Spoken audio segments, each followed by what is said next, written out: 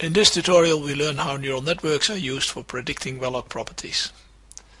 In this exercise we have an acoustic impedance volume and 4 wells with porosity logs.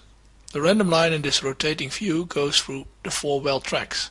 The porosity logs are shown in yellow. The objective is to transform the acoustic impedance volume to a porosity volume. We will do this by training a supervised neural network to find the relationship between acoustic impedance and well-log porosity.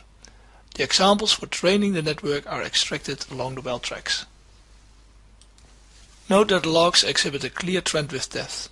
Porosity decreases with increasing depth. To take this trend into account, we should also feed depth, or in this case two-way travel time, to the neural network. First we have to define an attribute set.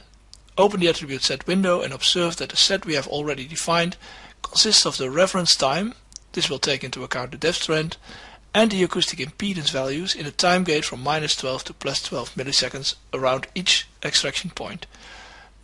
We use a small time gate to allow the neural network to compensate for possible misalignments between acoustic impedance volume and the porosity log.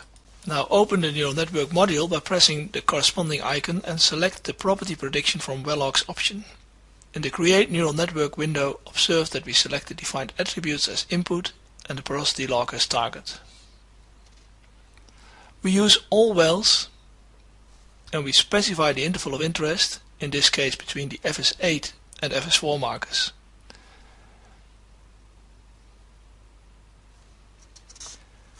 We choose the All Corners option for the location selection.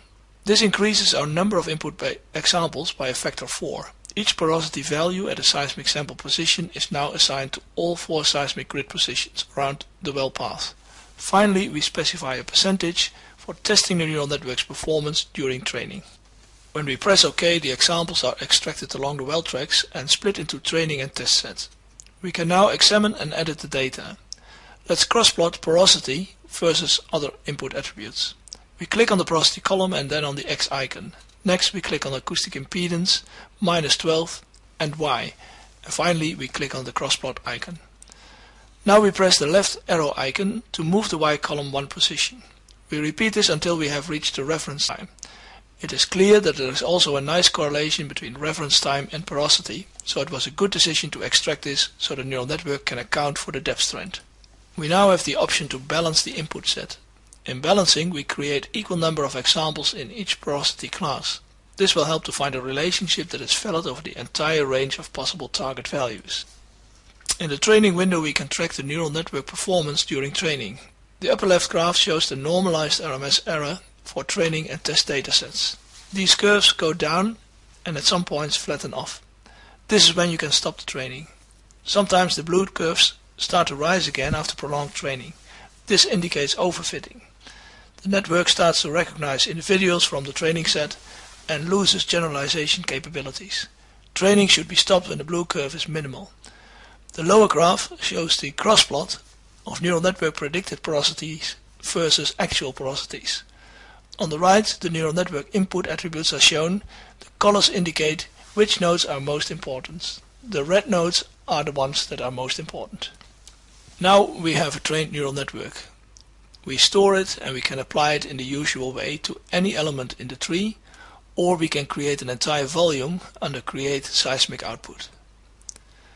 Here we load a random line from the porosity volume that was created in the described way.